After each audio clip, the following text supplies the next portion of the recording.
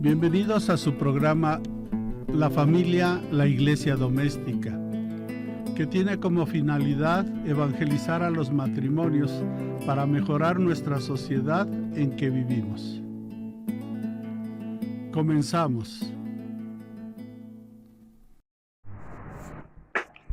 Buenos días, hermanos en Cristo. Los saluda José Tavera Frausto. Demos gracias a Dios por permitirnos llevar su mensaje. Ven, Espíritu Santo, llena los corazones de tus fieles y enciende en ellos el fuego de tu amor. Envía, Señor, tu Espíritu y todo será creado y se renovará la faz de la tierra. Ayer iniciamos la Semana Santa con el Domingo de Ramos y culmina con el Domingo de Resurrección. El cristiano conmemora en este periodo el Triduo Pascual, es decir, los momentos de la pasión, la muerte y la resurrección de Jesucristo. Después de haber culminado la Cuaresma, ojalá que hayamos tenido la oportunidad de reflexionar sobre lo que ha sido nuestra vida, nuestro comportamiento, y que esto que nos está pasando con el coronavirus también permita modificar nuestras actitudes ante los demás y mejoremos en forma personal primero y ojalá que toda la sociedad. Hablando de lo que vimos la semana pasada acerca del hombre, haciendo mención a que donde abundó el pecado por el pecado original y también sobreabundó la gracia con la resurrección de Cristo. Son los dos hombres que dan pie a todo. Adán, que por una situación que tuvo, todos caímos en el pecado como una consecuencia, pero también con la muerte y resurrección de Cristo volvemos a tener una amistad con Dios. Lo mismo le pasó a los ángeles que se convirtieron a demonios. También en ellos hubo una caída y después de esta no hay arrepentimiento. Y el hombre después de la muerte tampoco la tendrá. Pensemos en esto para hoy que estamos vivos y que tenemos la forma de realizarlo, pues lleguemos al arrepentimiento para podernos acercar y seguir el camino que nos indique nuestro Señor Jesucristo para llegar al Padre Celestial.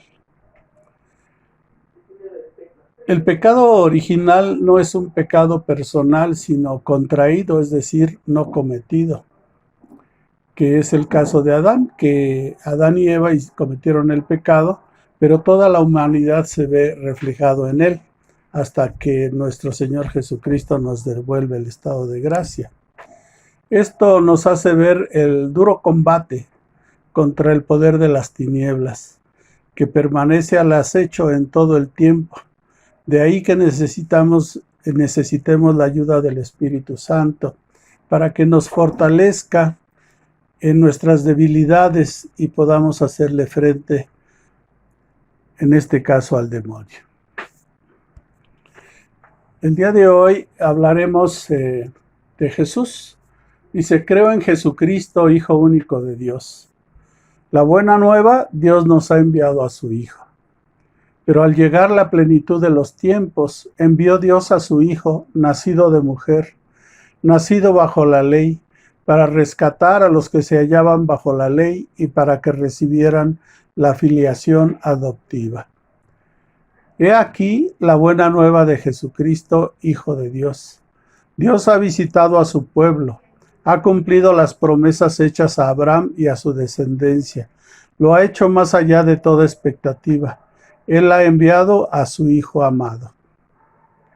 Nosotros creemos y confesamos que Jesús de Nazaret, nacido judío de una hija de Israel en Belén, en el tiempo del rey Herodes el Grande y el emperador César Augusto, de oficio carpintero, muerto crucificado en Jerusalén, bajo el procurador Poncio Pilato, durante el reinado del emperador Tiberio.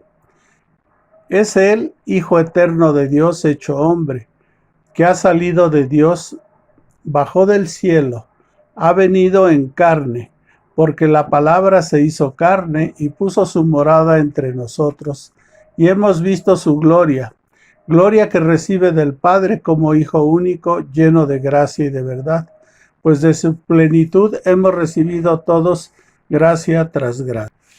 Movidos por la gracia del Espíritu Santo y atraídos por el Padre, nosotros creemos y confesamos a propósito de Jesús: tú eres el Cristo, el Hijo de Dios vivo. Sobre la roca de esta fe, confesada por San Pedro, Cristo ha construido su iglesia. Anunciar la buena noticia de las incontables riquezas de Cristo, mensaje de salvación para todos. La transmisión de la fe cristiana es ante todo el anuncio de Jesucristo para llevar a la fe en Él. Desde el principio, los primeros discípulos ardieron en deseos de anunciar a Cristo. No podemos nosotros dejar de hablar de lo que hemos visto y oído. Y ellos mismos invitan a los hombres de todos los tiempos a entrar en la alegría de su comunión con Cristo.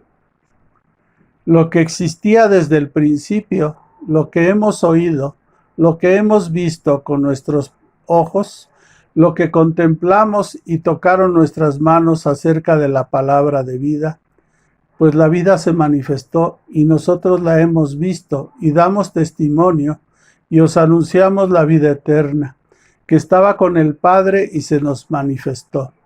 Lo que hemos visto y oído os lo anunciamos, para que también vosotros estéis en comunión con nosotros y nosotros estamos en comunión con el Padre y con su Hijo Jesucristo. Os escribimos esto para que vuestro gozo sea completo. Juan 1, del 1 al 4. El centro de la catequesis Cristo. En el centro de la catequesis encontramos esencialmente una persona, la de Jesús de Nazaret, unigénito del Padre, que ha sufrido y ha muerto por nosotros, y que ahora, resucitado, vive para siempre con nosotros.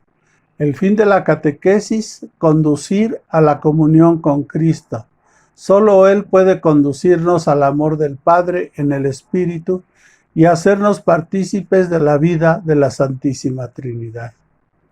En la catequesis lo que se enseña es a Cristo, el Verbo encarnado, el Hijo de Dios y todo lo demás en referencia a Él. El único que enseña es Cristo y cualquier otro lo hace en la medida que es capaz, en la que es portavoz suyo, permitiendo que Cristo enseñe por su boca. Todo catequista debería poder aplicarse a sí mismo la misteriosa palabra de Jesús. Mi doctrina no es mía, sino del que me ha enviado.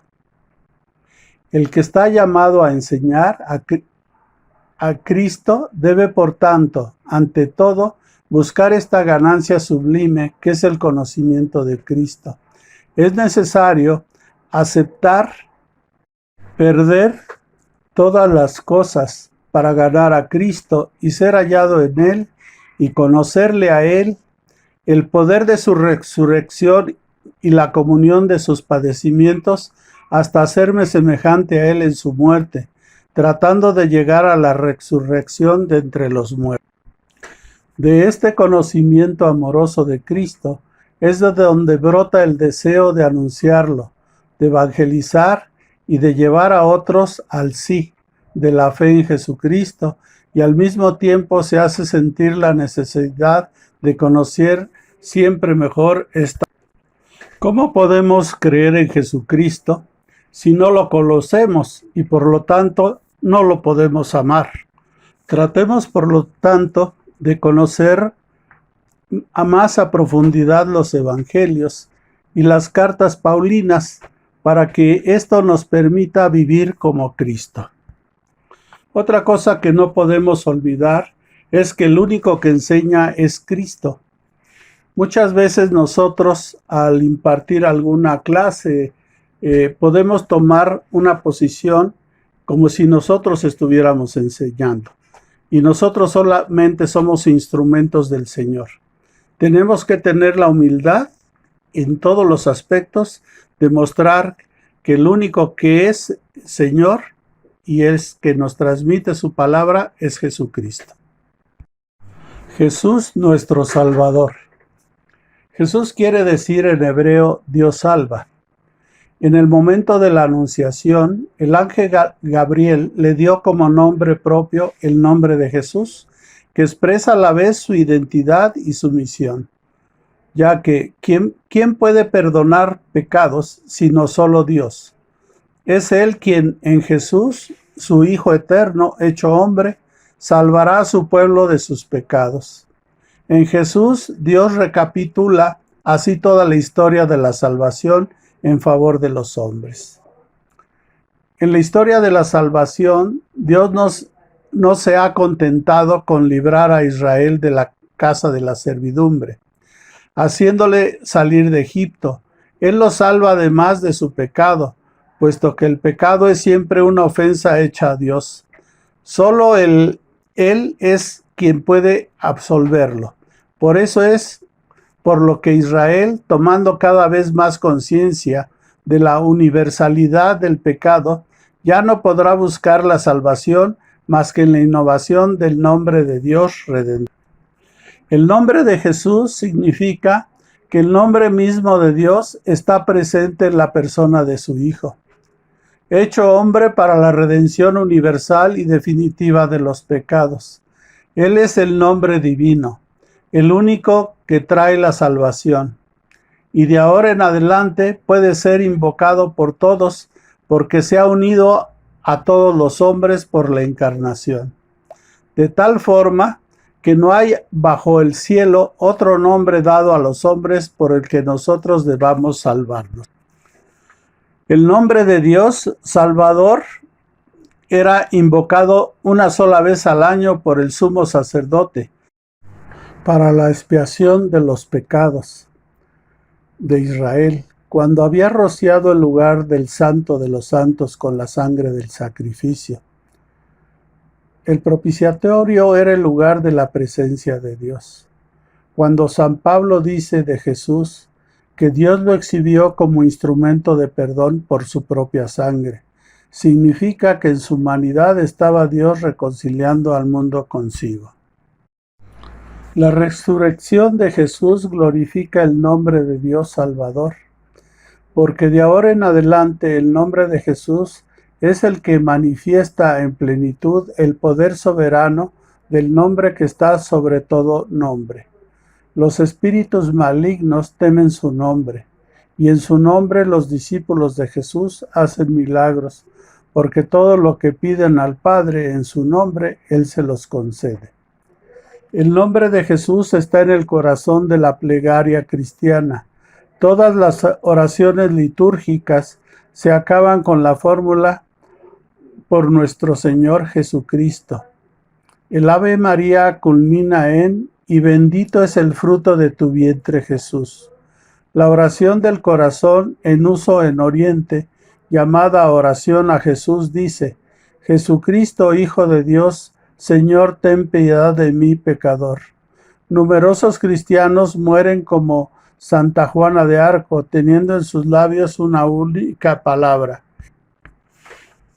Cristo viene de la traducción griega del término hebreo Mesías, que quiere decir ungido. No pasa a ser nombre propio de Jesús, sino porque Él cumple perfectamente la misión divina que esa palabra significa.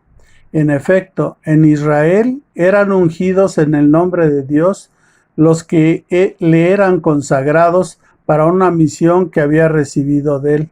Este era el caso de los reyes, de los sacerdotes y excepcionalmente de los profetas. Este debía ser por excelencia el caso del Mesías que Dios enviaría para instaurar definitivamente su reino. El Mesías debía ser ungido por el Espíritu del Señor.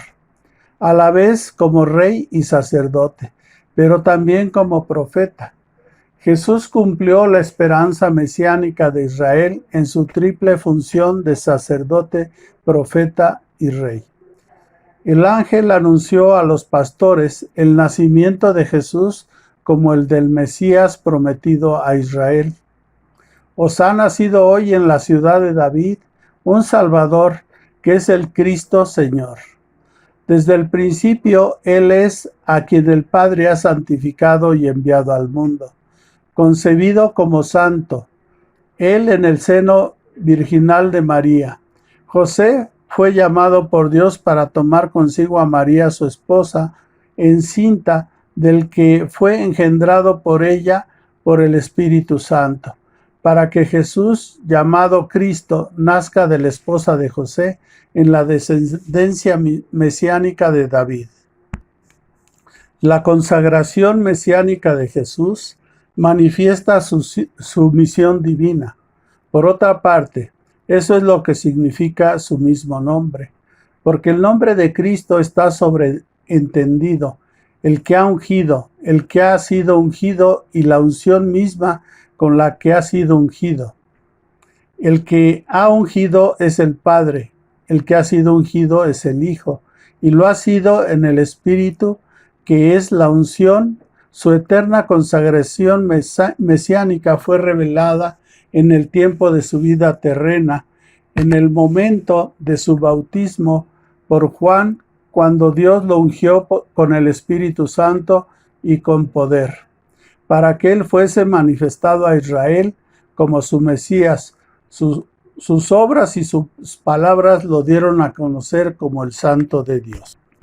Numerosos judíos e incluso ciertos paganos que compartían su esperanza reconocieron en Jesús los rasgos fundamentales del mesiánico, hijo de David, prometido por Dios a Israel.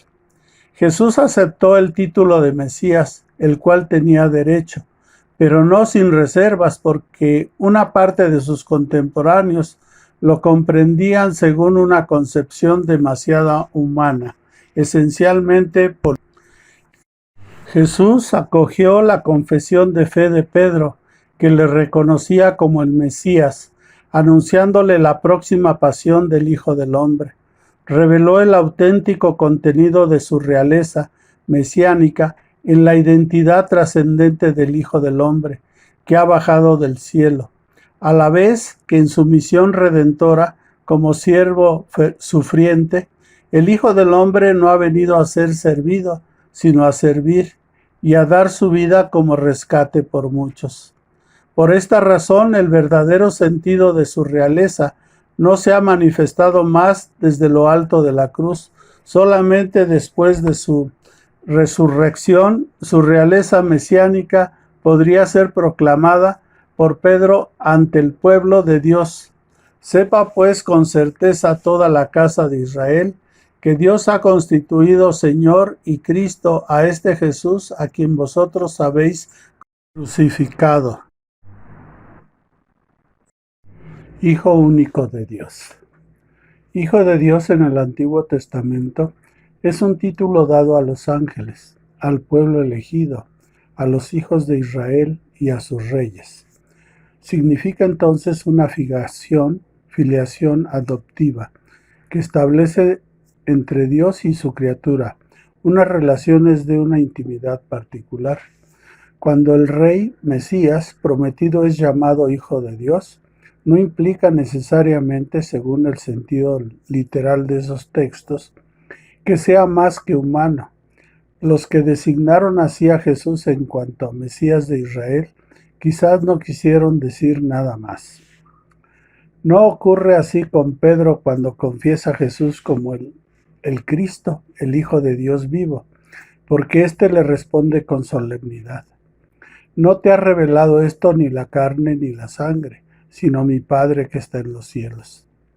Paralelamente, Pablo dirá a propósito de su conversión en el camino de Damasco: cuando aquel que me separó desde el seno de mi madre y me llamó por su gracia, tuvo a bien revelar en mí a su Hijo para que le anunciase entre los gentiles y enseguida se puso a predicar a Jesús en las sinagogas, que él era el Hijo de Dios. Este será desde el principio el centro de la fe apostólica, profesada en primer lugar por Pedro como cimiento de la Iglesia. Si Pedro pudo reconocer el carácter trascendente de la filiación divina de Jesús, Mesías, es porque éste lo dejó entender claramente. Ante el Sanedrín, a la pregunta de sus acusadores, entonces, ¿tú eres el Hijo de Dios? Jesús ha respondido, vosotros lo decís, yo soy.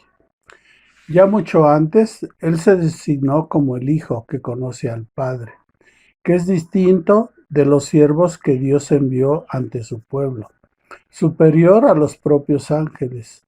Distinguió su filiación de la de sus discípulos, no diciendo jamás nuestro Padre, salvo para ordenarles, vosotros pues orad así, Padre nuestro. Y subrayó esta distinción, mi Padre y vuestro Padre. Los evangelios narran en dos momentos solemnes, el bautizo y la transfiguración de Cristo, que la voz del Padre lo designa como su Hijo amado. Jesús se designa a sí mismo como el Hijo único de Dios y afirma mediante este título su preexistencia eterna. Pide la fe en el nombre del Hijo único de Dios. Esta confesión cristiana aparece en la exclamación del centurión delante de Jesús en la cruz. Verdaderamente este hombre era hijo de Dios, porque solamente en el misterio pascual donde el creyente puede alcanzar el sentido pleno del título Hijo de Dios, después de que su resurrección, su filiación divina aparece en el poder de su humanidad glorificada, constituido Hijo de Dios con poder según el Espíritu de Santidad, por su resurrección de entre los muertos. Los apóstoles podrán confesar, hemos visto su gloria, gloria que recibe del Padre como Hijo único, lleno de gracia y de verdad. Señor, en la traducción griega de los libros antiguos, en los libros del Antiguo Testamento, el nombre inefable con el cual Dios se reveló a Moisés, Yahvé, es traducido por Kyrios, Señor. Señor se convierte desde entonces en el nombre más habitual para designar la divinidad misma del Dios de Israel. El Nuevo Testamento utiliza en este sentido fuerte el título Señor para el Padre, pero lo emplea también aquí, y aquí está la novedad, para Jesús reconociéndolo como Dios. El mismo Jesús se atribuye de forma velada este título cuando discute con los fariseos sobre el sentido del Salmo 109, pero también de manera explícita al dirigirse a sus apóstoles. A lo largo de toda su vida pública, sus actos de dominio sobre la naturaleza, sobre las enfermedades, sobre los demonios, sobre la muerte y el pecado, demostraban su soberanía divina. Con mucha frecuencia en los evangelios hay personas que se dirigen a Jesús llamándole Señor. Este título expresa el respeto y la confianza de los que se acercan a Jesús y esperan de él socorro y curación. Bajo la moción del Espíritu Santo, expresa el reconocimiento del misterio divino de Jesús. En el encuentro con Jesús resucitado se convierte en adoración, Señor mío y Dios mío. Entonces toma una connotación de amor y de afecto que quedará como propio de la tradición cristiana. Atribuyendo a Jesús el título divino de Señor, las primeras confesiones de fe de la Iglesia afirman desde el principio que el poder, el honor y la gloria debidos a Dios convienen también a Jesús, porque Él es de condición divina y el Padre manifestó esta soberanía de Jesús resucitándolo de entre los muertos y exaltándolo a su gloria. Desde el comienzo de la historia cristiana, la afirmación del señorío de Jesús sobre el mundo y sobre la historia significa también reconocer que el hombre no debe someter su libertad personal de modo absoluto a ningún poder terrenal, sino solo a Dios Padre y el Señor Jesucristo. César no es el Señor. La Iglesia cree que la clave, el centro y el fin de toda historia humana se encuentra en su Señor y Maestro. La oración cristiana está marcada por el título Señor, ya sea en la invitación a la oración, el Señor esté con vosotros, o en su conclusión, por Jesucristo nuestro Señor, o incluso en la exclamación llena de confianza y de esperanza, el Señor viene. Ven, Señor. Amén. Ven, Señor Jesús. Jesucristo fue concebido por obra y gracia del Espíritu Santo y nació de Santa María Virgen. El Hijo de Dios se hizo hombre. ¿Por qué el Verbo se hizo carne? Con el credo niceno-constantinopolitano respondemos confesando: por nosotros los hombres y por nuestra salvación bajó del cielo, y por obra del Espíritu Santo se encarnó de María la Virgen y se hizo hombre. El Verbo se encarnó para salvarnos, reconciliándonos con Dios. Dios nos amó y nos envió a su Hijo como propiciación por nuestros pecados. El Padre envió a su Hijo para ser Salvador del mundo. Él se manifestó para quitar los pecados. Nuestra naturaleza enferma exigía ser sanada, desgarrada, ser restablecida, muerta, ser resucitada. Habíamos perdido la posesión del bien. Era necesario que se nos devolviera. Encerrados en las tinieblas, hacia la falta que nos llegara la luz. Estando cautivos, esperábamos un Salvador, prisioneros un socorro, esclavos un libertador. No tenía importancia estos razonamientos. No merecían conmover a Dios hasta el punto de hacerle bajar hasta nuestra naturaleza humana para visitarla, ya que la humanidad se encontraba en un estado tan miserable y tan desgraciado. El Verbo se encarnó para que nosotros conociésemos así el amor de Dios. En esto se manifestó el amor que Dios nos tiene, en que Dios envió al mundo a su Hijo único para que vivamos por medio de él. Porque tanto amó Dios al mundo que dio a su Hijo único para que todo el que crea en él no perezca, sino que tenga vida eterna. El Verbo se encarnó para ser nuestro modelo de santidad. Tomad sobre vosotros mi yugo y aprended de mí. Yo soy el camino, la verdad y la vida. Nadie va al Padre sino por mí. Y el Padre en el monte de la transfiguración ordena: escuchadle. Él es en efecto el modelo de las bienaventuranzas y la norma de la ley nueva.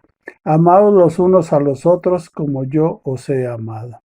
Este amor tiene como consecuencia la ofrenda efectiva de sí mismo. El Verbo se encarnó para hacernos partícipes de la naturaleza divina, porque tal es la razón por que el Verbo se hizo hombre, y el Hijo de Dios, hijo de hombre, para que el hombre, al entrar en comunión con el Verbo y al recibir así la filiación divina, se convierta en Hijo de Dios. Porque el Hijo de Dios se hizo hombre para hacernos Dios. El Hijo unigénito de Dios, queriendo hacernos partícipes de su divinidad, asumió nuestra naturaleza, para que, habiéndose hecho hombre, hiciera dioses a los hombres. La encarnación. Volviendo a tomar la frase de San Juan, la Iglesia llama encarnación al hecho de que el Hijo de Dios haya asumido una naturaleza humana para llevar a cabo por ella nuestra salvación. En un himno citado por San Pablo, la Iglesia canta el misterio de la encarnación. Tened entre vosotros los mismos sentimientos que tuvo Cristo, el cual, siendo de condición divina, no retuvo ávidamente el ser igual a Dios, sino que se despojó de sí mismo tomando condición de siervo, haciéndose semejante a los hombres y apareciendo en su porte como hombre, y se humilló a sí mismo, obedeciendo hasta la muerte y muerte de cruz. La carta a los hebreos habla del mismo misterio. Por eso, al entrar en este mundo, Cristo dice: no quisiste sacrificio y oblación, pero me has formado un cuerpo. Holocaustos y sacrificios por el pecado no te agradaron. Entonces dije: he aquí que vengo a hacer, oh Dios, tu voluntad. La fe en la verdadera encarnación del Hijo de Dios es el signo distintivo de la fe cristiana. Podréis conocer en esto el Espíritu de Dios. Todo espíritu que confiesa a Jesucristo, venido en carne, es de Dios. Esa es la alegre convicción de la Iglesia desde sus comienzos, cuando canta el gran misterio de la piedad. Él ha sido manifestado en la carne. Verdadero Dios y verdadero hombre. El acontecimiento único y totalmente singular de la encarnación del Hijo de Dios no significa que Jesucristo sea en parte Dios y en parte hombre, ni que sea el resultado de una mezcla confusa entre lo divino y lo humano. Él se hizo verdadero hombre sin dejar de ser verdaderamente Dios. Jesucristo es verdadero Dios y verdadero hombre.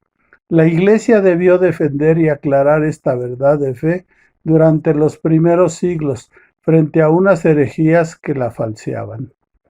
Las primeras herejías negaron menos la divinidad de Jesucristo que su humanidad verdadera. Desde la época apostólica, la fe cristiana insistió en la verdadera encarnación del Hijo de Dios venido en la carne.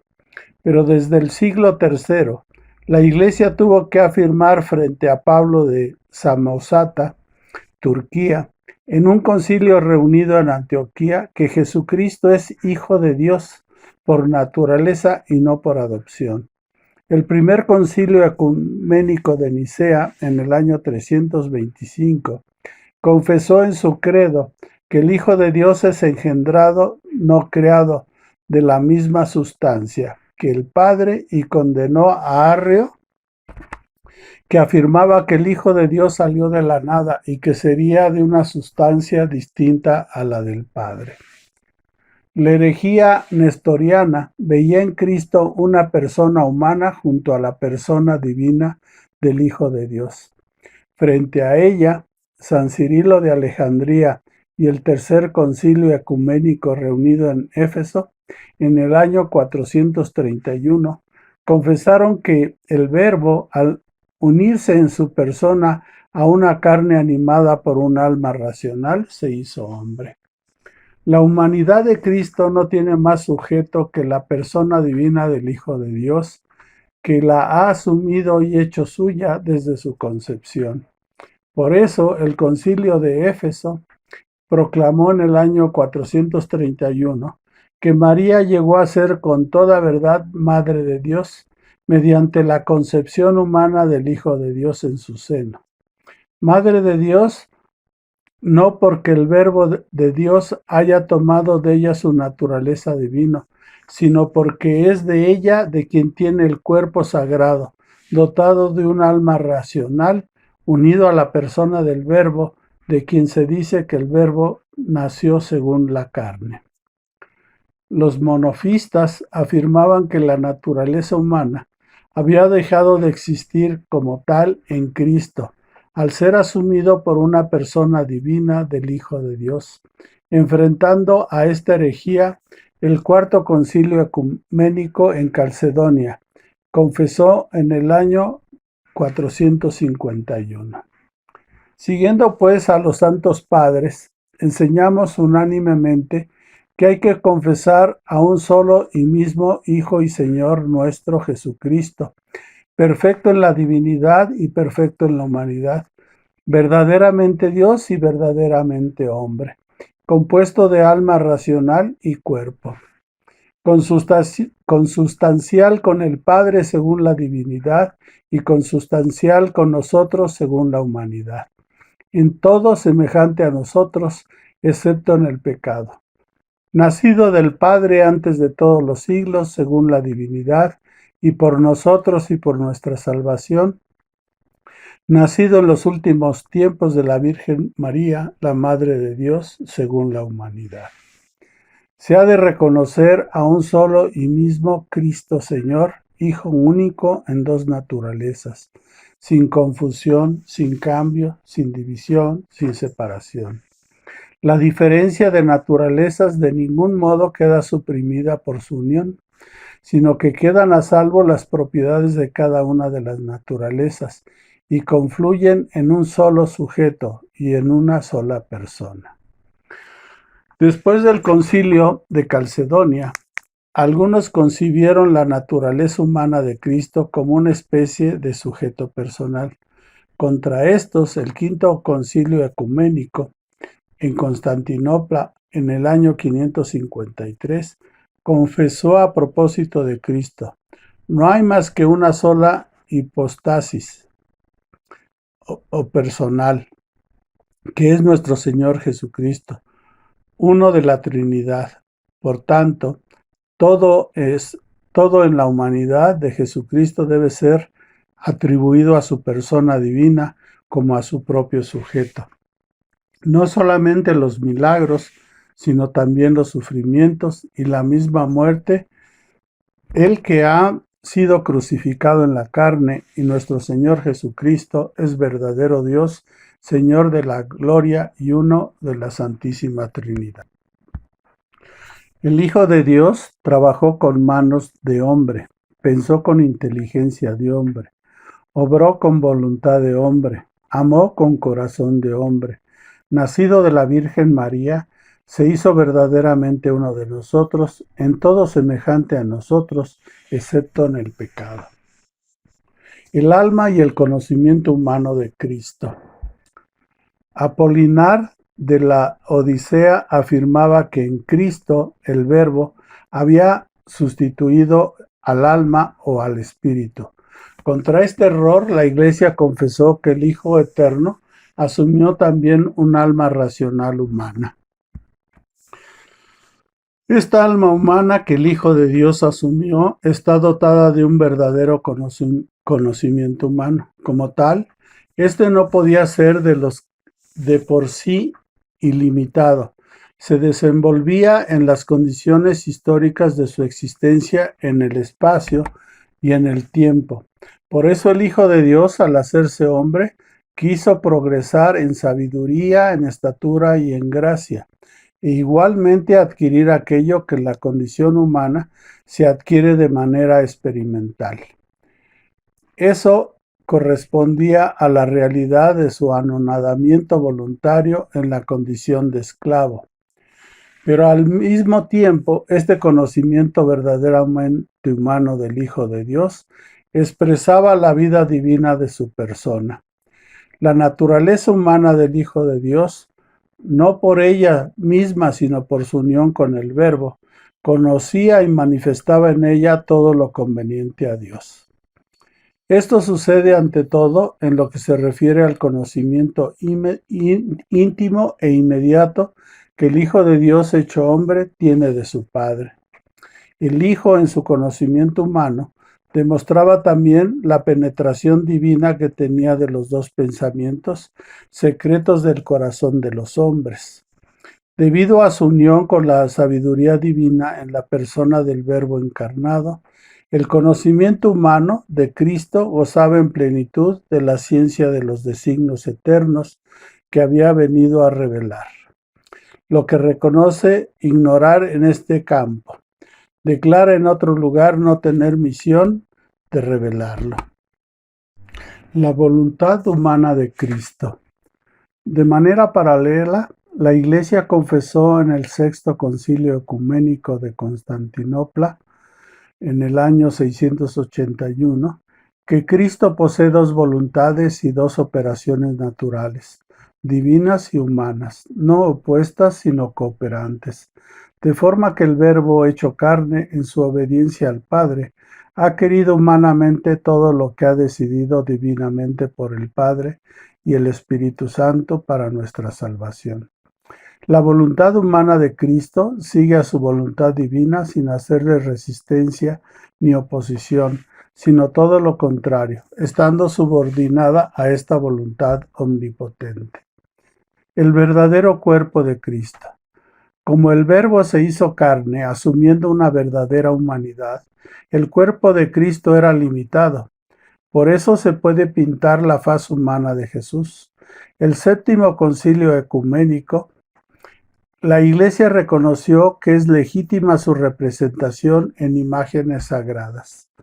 Al mismo tiempo, la Iglesia siempre ha admitido que en el cuerpo de Jesús, Dios, que era invisible en su naturaleza, se hace visible. En efecto, las particularidades individuales del cuerpo de Cristo expresan la persona divina del Hijo de Dios. Él ha hecho suyos los rasgos de su propio cuerpo humano, hasta el punto de que pintados en una imagen sagrada pueden ser venerados porque el creyente que venera su imagen venera a la persona representada en ella. El corazón del Verbo encarnado. Jesús durante su vida, su agonía y su pasión nos ha conocido y amado a todos y a cada uno de nosotros y se ha entregado por cada uno de nosotros. El Hijo de Dios me amó y se entregó a sí mismo por mí. Nos ha amado a todos con un corazón humano.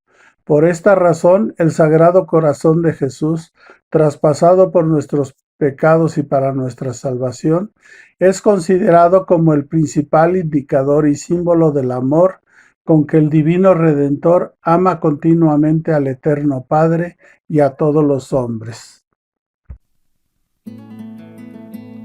Agradecemos su participación en el programa La Familia, la Iglesia Doméstica. Agradecemos también sus comentarios y los esperamos todos los lunes a las 12 del día. Hasta la próxima.